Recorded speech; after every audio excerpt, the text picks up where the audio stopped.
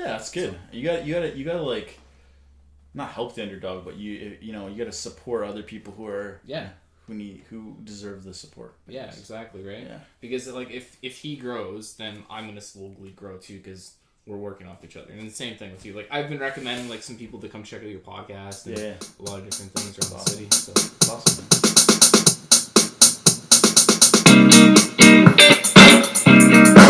All right, thanks for coming to my studio, Matt. I'm really excited to talk to you today about your business and your passion for writing and podcasting and talking to other influencers. So thanks for coming to my studio again. I really appreciate it. Thanks for having me. It's so cool. Like my studio is not like as high tech and stuff like that is, but it's just cool to see like how other people are starting stuff. Yeah, right? Yeah, exactly. I mean, I got the art going, and I got the a little bit of everything. iMac, and a little bit of everything. Hey, so yes, thanks for coming in. Why don't we just get into it and start with the first question? So my first question for you is, can you give me a brief statement about who you are and what kind of art you make? Yeah, so I don't make like quote unquote art. Like I'm not a painter of any sort. Yeah. Like you can go back and look at like my drawings when I was a kid. Yeah. I was never like I used to like sit around like draw like Pikachus or like some other weird stuff back in the day. But like I'm not an artist by any means, right? But I think I'm a little bit creative in other means. Mm-hmm. So I run a little podcast. I'm from Edmonton here, Edmonton, Alberta. I'm an Edmonton-based podcaster. I sit down with entrepreneurs, business owners from all over the world. We talk about like their stories, what they've learned along the way, and kind of use that as inspiration for like strategies on how you can help grow too. Awesome. Right. So we sit down with. We just actually did an interview. Well, I just did an interview last week or on Monday with a guy named Brandon T. Adams. Brandon, he's got like the opportunity to work with guys like Kevin Harrington from like Shark Tank, one of the original owners of Shark Tank. He's worked with like John Lee Dumas in the space of like crowdfunding, and that's where he's really excelled at.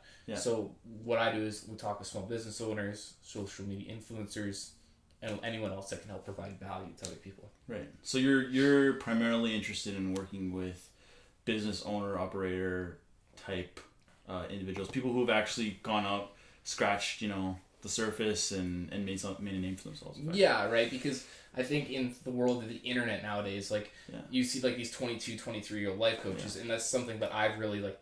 I'm not a life coach. I'm 23 years old. I don't have that kind of experience, quote unquote, yet. Yeah. Right. So what I kind of do is I go out and I find the people with the experience. Right. And so the tagline for the show is "Real Entrepreneurs, Real Talks." Right. It's people that have gone through the grind, understand the process, so they can share their stories with other people. That makes sense. I mean, like you're focusing on authentic experiences. Like it's about things that you go through that every day, right? So you're talking about like how do you deal with emails, or how do you go out and network with people, things like the really simple stuff, but realistic things that actually happen to people. And like you said on your main page, you talk about like if you can learn one thing from one person, like you're laughing, right? Yeah, exactly, right. And so I just graduated from school not too long ago. I was a student at NAIT here in Edmonton, and you go to school with a lot of different students, and they say to themselves, "Oh, another day in class, another day in class." And what they're not realizing is if you could just take one golden nugget out of every conversation, whether it was a 20-minute lecture, an hour lecture, or even like a sit down or a coffee, whatever the case is, and you can use that in the future, you're going to set yourself up to be successful one way or another, right? Yeah, exactly. It's awesome. It's great. And I think that's a great answer. What does an entrepreneur look like to you? So I think to me what an entrepreneur is, it's somebody that goes out, whether they start a business, a project of some sort, and they bear a certain level of risk, right? They put up $10,000 to start something of their own. They go out their way, they invest their time, energy, and resources. And a lot of times, you could fail as an entrepreneur, but you could also become more successful as a result. So I think it's anybody that goes out, starts a project, a business of any sort. I think you can be I don't think everybody deserves to be an entrepreneur, or not everyone should be an entrepreneur. Right. But I do believe that, certain people are born more or less to be an entrepreneur. Yeah, there's a certain quality, and I think we talked about this when we first met, but it's like there's a certain quality that sort of separates people who are naturally inclined to go out and like they're hungry, right? Like they want something more for themselves. So it's like whether you're doing it from a creative like an obvious creative outlet or from a more objectively like commercial one, it's all about like go out there, invest the time, effort, energy, money too. Yeah. And then, you may get results. More likely than not, you'll probably fail at first, but you gotta fail to learn too, right? Exactly, right. And like what we've done is by sitting down with other entrepreneurs, like every entrepreneur that I've interviewed on the podcast has said, I've had a little bit of failure at every step before I got to success. Right. Brandon T. Adams, we just mentioned about, he started a business called Arctic Stick, which was like a cooler, like little container thing that would keep like your beverages colder. Okay. Right. And so he took on that venture for 3 years. It didn't blow up to like the certain extreme that he liked it to see, but what he learned along the way was, because he was networking with other influencers and a lot of different things, he was able to realize that he was really good at crowdfunding, and he used that to go to his next step. Do you think that business, or maybe business acumen, comes with a sense of accomplishment? So whenever you start something, you never... let's just say like going to the gym, for example, right? Because I think going to the gym has a lot of the same parallels. When you first start going to the gym itself, you start lifting weights, and you slowly, your body's aching after the first day, and you think to yourself, man, oh man, like, why do I put myself through like this struggle and everything, right? Yeah. And then a week later, you realize to yourself, oh my god, the 45-pound weight it doesn't feel as heavy as it did last week, right? And then a month goes by later, and you realize yourself, okay, now I'm at 55 pounds, right? And you made that slowly increase. And so whenever you're starting a new project itself, you don't expect to see results right away. Right? Going to the gym is a little bit different than a business, obviously, right? Like, there's a lot of successful business owners that when they first started, obviously, they didn't see results right away. Like, look at Colonel Sanders. Yeah. Right? Like, he was, I think, like 80 years old when he started. Before he finally got KFC going. Yeah. Yeah. Right? So it's you don't get results right away, but you do see your accomplishment in like day-to-day little things, right? And that's kind of like, people always will see, like, how can you realize this? People will... It's kind of tricky to say, because you will always see the instant gratification in the small wins that you do, but when you scale up your business and your project itself, that's when you'll start to feel that true self-accomplishment, right? Yeah. And when you're able to take those small wins along the way, you'll just become more motivated to... It's just a series of small steps, but it's always taking an extra step. Yeah. You always take one step forward. Yeah. Well, and I think, like, in terms of the creative solutions, like, I think there's always, like, these time areas in life itself, whether, like, here's a good example, like Walt Disney, right? Yeah. So, like, before Walt Disney and, like, creating, like, projections and, like, Mickey Mouse, and before he... Like, have you ever seen that show, like, Before Mickey? I think it's called. It's on Netflix. It's a documentary. It's Walt Disney, like... Before he... Yeah, before he... Like, and it talks about his story and, like, all the struggle and stuff like that he went through. Wow. No. And it just shows, like, how he started making these little films and stuff like that, right? And it was just so cool, because just that little bit of creativity itself of taking it from a cartoon sketch that didn't have any animation to this. And think about where not KFC, but Walt Disney is today, right? Yeah, exactly. I mean, it seems obvious to us because we're looking at like a multi-billion-dollar, and they're probably in the trillions at this point, but profitable company. So we see like, oh yeah, Disney, they've always been this way. How do you handle stress? How do I handle stress? Yeah. So it's funny because I'm not really like a very stressful type of individual. Like one of my great skills, I think, is I'm able to like juggle multiple different balls at one time. But I kind of know like when I'm pushing it too far. Yeah. And so what I usually do is I usually just dial it down, and I just usually, if I think I'm putting too much responsibility on myself, I'll maybe talk with other individuals, and I'll maybe delegate other responsibilities out if it's a project of some sort. Yeah. But another great like thing I do is maybe I'll go to the gym for an hour. Maybe I'll go with a girlfriend out to like the movies or whatever the case is. Yeah. There's a new place on White. It's called the Board Game Place. Yeah. I haven't actually been there yet. Oh, dude, it's awesome. Yeah. Like just so get out of the house and read, or sit down for yourself, just read for half an hour. But find positive, constructive outlets. Yeah. To deal with your stress. Well, if you're over stressed, right? Stress is a good thing first, right? Like for me, stress is a good thing because I know if I'm being stressed, I know that I'm operating at my full potential, right? And it's that. I say if I say 0 is like if I'm operating with 0 stress and 100 is my tipping point, I want to be about 80, 90. Right. Around there. But I know if I'm hitting about to 100, I know that I got to dial it down. Yeah. And so when I know that I'm at that 80, 90%, I'm like... Okay, I'm going to throw another movie in example of you. So have you seen Adventures? Yeah. Yeah. So it's like, you know that part where they talk to Bruce Banner, Mark Ruffalo plays the Hulk. Okay. And he's like, we want you to get angry. He's like, get I'm always angry. Right? So that's kind of what you're talking about. Like, he's like on the edge, the precipice of you, like, he's got to turn the dial up just a little bit or just a little bit back, right? Yeah. So that's kind of what you're talking about? Yeah, right? Yeah. I don't usually get overly stressed, but I do know when I am over my edge, or I know how to push myself while I am stressed. Right. And I think that's so important, because if you're always like, life itself, you're gonna feel stressed from time to time again, right? And I'm not trying to be a life coach or anything, but you are gonna feel stressed, whether it's if you're moving into a new place, if you're getting a new job, if you're maybe you're getting married, or whatever the case is. There's always an event that's going to be somewhat stressful on yourself. The question is just about how you're going to manage that stress. Yeah, or maybe you're going to have a whole bunch of stuff all at once. Right? Yeah. And so if you're able to just learn to cope with it itself and deal with it in a proactive manner. Yeah. What if this isn't the end, but a new beginning? Do you agree with this statement? Sometimes things aren't going to go as planned. Sometimes that relationship that you have is not going to be that ideal relationship that you want to spend the next 20, 30 years of your life with.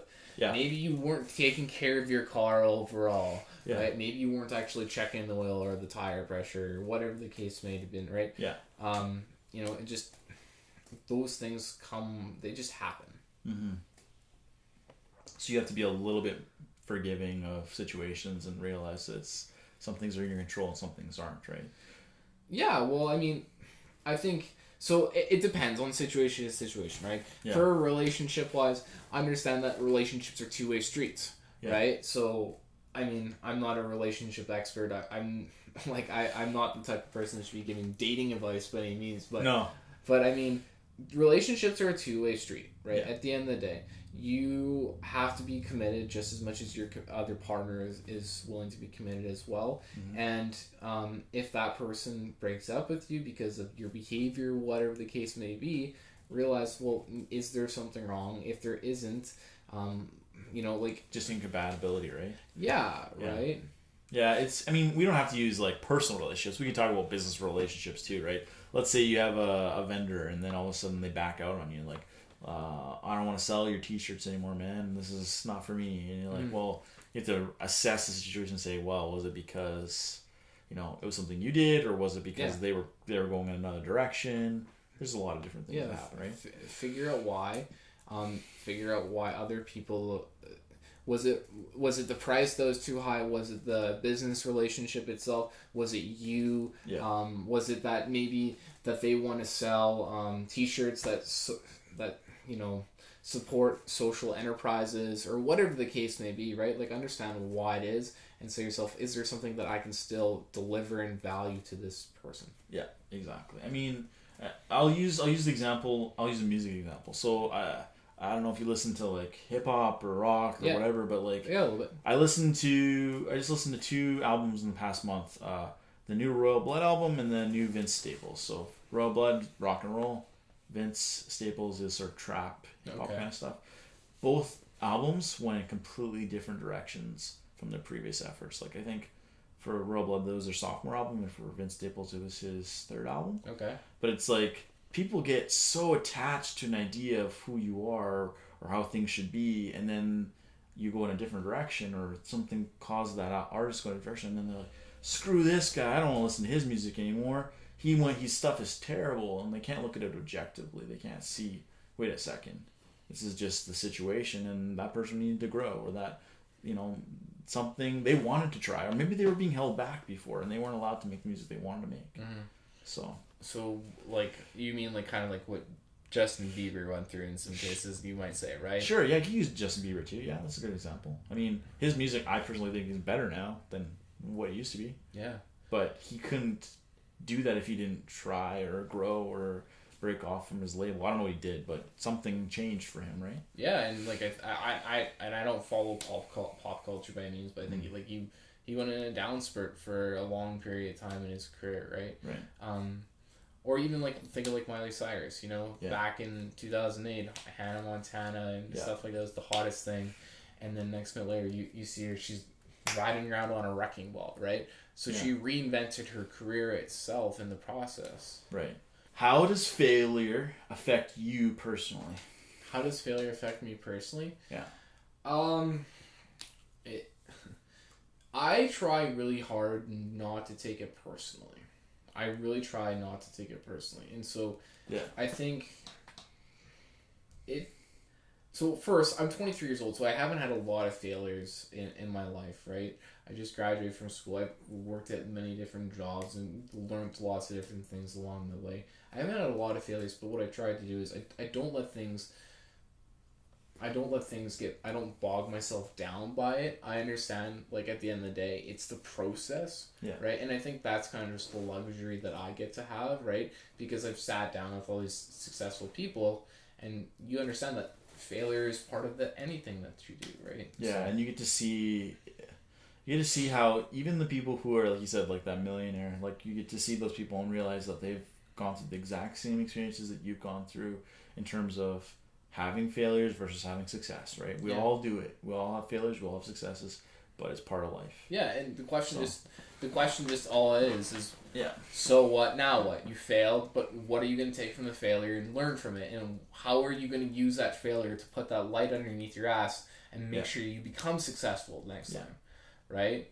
If you think about like flying like a plane itself, well, when you're first probably taking off the plane itself, you might not get very high because you don't know how to fly, right? And you come back down and you crash. Well, on the second flight itself, you maybe go up a little bit higher because you learned from your failure, and you come back down and whatever, right? Yeah. The third time you take off, and maybe you even go 50 or 100% higher, but you still realize that there's all that potential, right? And so you just learn.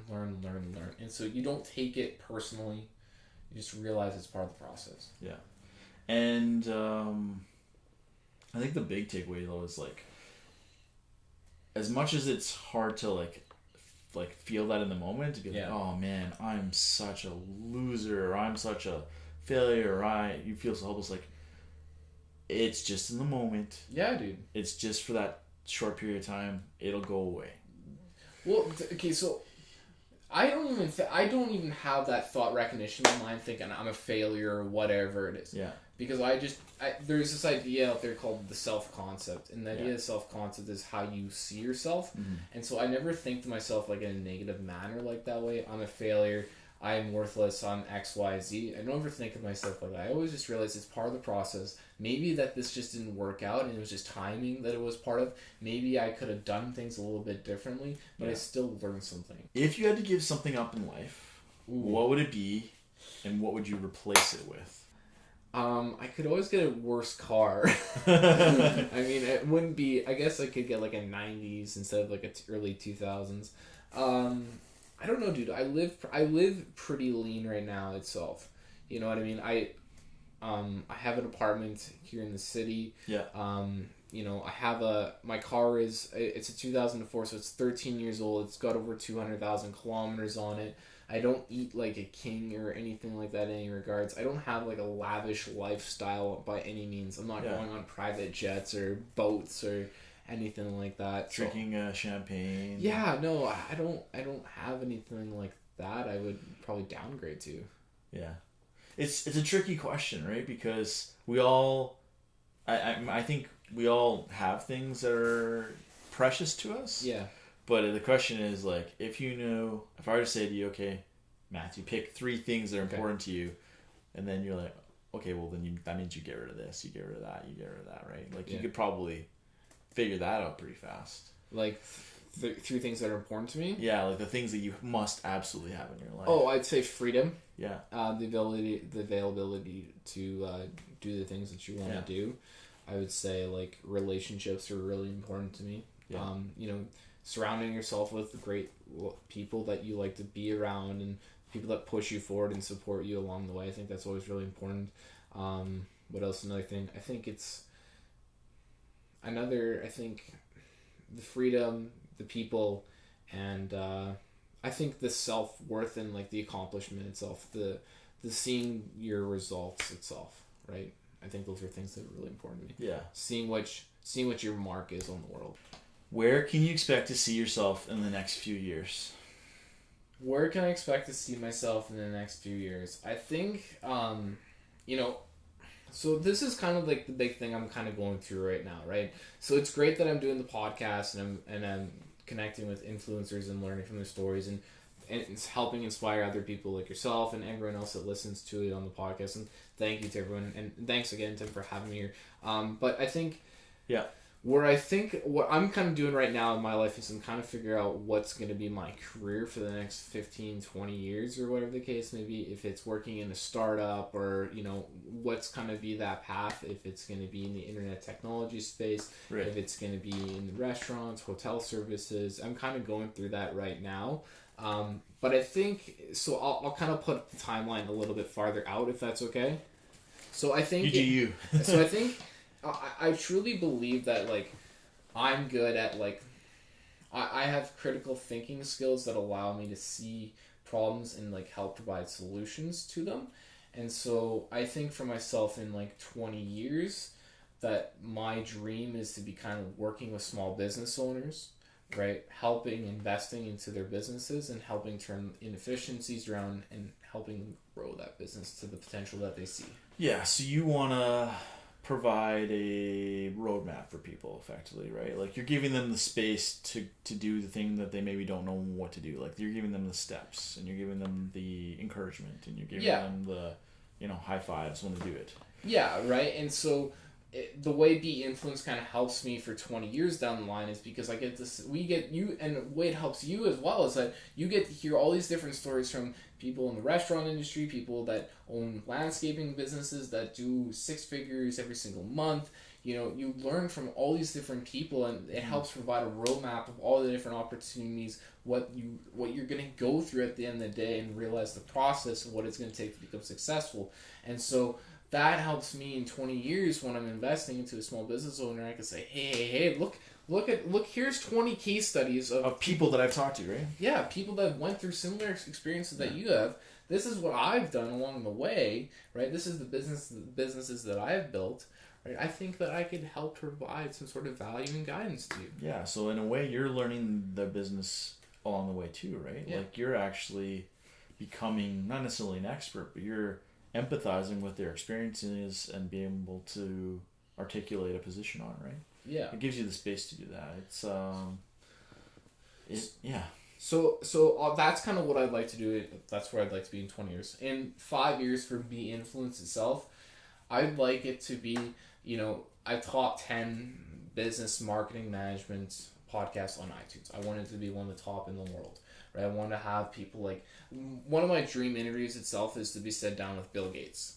I want to sit down with him. I just want to hear about how he started Microsoft and everything like that. All the cool things that he's doing with, helping out in third world countries and all these things. Because when I was growing up as a kid, Tim, I was playing like computer games, and on my spare time I would research about Bill Gates, and he was really inspirational to someone myself. And I always wondered like how he got all this money and like his story and stuff.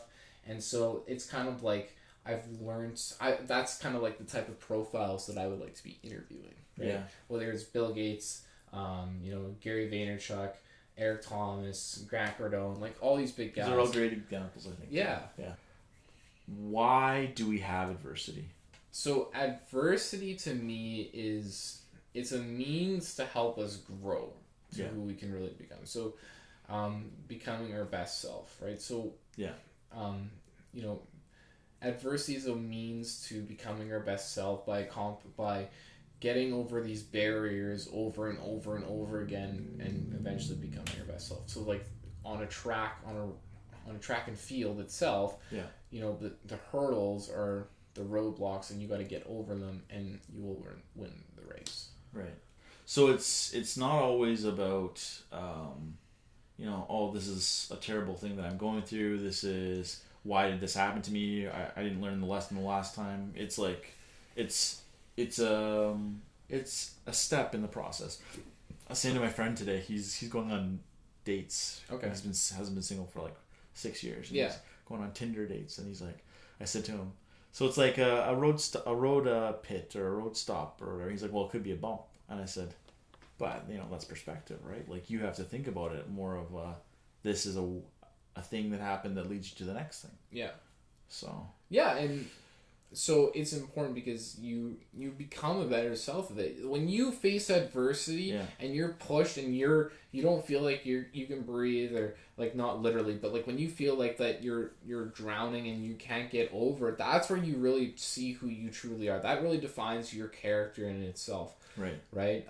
And that's where it really matters, I think, at the end of the day, because you have to be able to get through that. If you want, so here's the bottom line. Here's the punchline. Yeah. If you complain about where you are at your life, if you complain that things are slow, if you complain about, I'm not getting the results I need, you're probably not doing the things that move you forward, and you're not facing adversity on a day-to-day basis. So you need to, you need to embrace it at one point in time. Realize that it's a process to go through. Realize that adversity is a good thing, and realize that you need to embrace it and just move forward, and don't get bogged down by it. Just don't. I don't know if it was Joe Rogan who said this, but I'm going to attribute it to him just because. Yeah. But it's like, he knows that when he's in pain, that he's actually like having something happen for him. It's a good thing. Yeah, because it means that you're something's physically happening to you that's positive. We just get so used to the idea that pain is bad, because like evolutionary wise, or like from like a whether you believe in that or not, but from the history of life that we know, we're made to be afraid of change. Yeah. But that's not true. If you work through it, you become better. Yes. Yeah. Absolutely. You think of it like when you're planting a tree. I know we're using a lot of analogies here, but think of when you're planting a tree. Yeah. You walk up, you dig a hole, and you plant a seed in the ground, and you put some water on it. That seed itself gets tons of pressure from the sunlight, from the water, from the moisture, everything, and eventually what happens is that seed just breaks, right? It breaks, right? And it grows from it. And that foundation of what the adversity and the challenges that it went through become the roots. So to tie back to you, at the core of what you're dealing with on a day-to-day basis, you're influencing people. You're going on your own journey. People get to witness that. We talked about sort of the whole coolness of having tech, and we're all in this studio, and it's like, whoa, look at all these cameras, and we're doing Facebook Live and Instagram Live and Twitter and all that stuff, and it's like, but at the core of it, we're just two guys who are hustling, and we're trying to do something authentic and something valuable, right? Yeah. But that's adversity in itself, right? Like, it's not like this just. You're going to see the end product. You're going to see the finished video. Everyone that's watching this is going to see, this is a great 30-minute video. This is awesome. I'm going to like, subscribe, share it, and everyone else will see it, and they'll love it, right? But we've been sitting here for an hour and 27 minutes. Yeah. Right? But there was adversity in terms of sitting down. Like, there was challenges to come sit down. There was challenges on me to find parking. There was challenges... setting the stuff up. There was challenges making sure that no one was going to come in. My roommate showed up at one point. Right. So there's challenges along the way. The question is, how are you going to manage those challenges in the future? And just keep doing it, right? Yes. You got to keep hustling. You got to keep growing. Right. People always see the end product, understand that there's a process to everything, and embrace the adversity. Awesome, man. So that's it. It's not it, but that's the end of the interview. So I think it's been awesome. I really appreciated having you in the studio, and it's nice because as a creative professional who is identifying more as an entrepreneur, it just gives me a bit of perspective too, right? Like, I talk to musicians and photographers and painters and all that, but it's nice to talk to someone who is actually thinking about it in the same way, like actively thinking, like, how do I grow? How to become better at what I do? Yeah. So this has been an awesome experience, man. I appreciate you talking with me. Yeah, well, I appreciate for you for having me on and everything, and it's just thank you so much, and it's greatly appreciated. Yeah, so that's it. That's all she wrote. Until next time, and I hope I can slot you in, and maybe we can work together in the future. Can I just say one more thing? Absolutely. So if anyone's ever looking to listen to any stuff that I create, it's really simple. You can go check us out on the website at beinfluence.com itself. or you can just go on iTunes and type in Be Influence. So it's actually not BE, it's BEE, like a bumblebee. Just this guy's branded. Just because, like, you know, entrepreneurship there's a certain level of hustling, and there's no other bigger hustler out there than the bumblebee itself. So absolutely. All right, man. Thanks so much.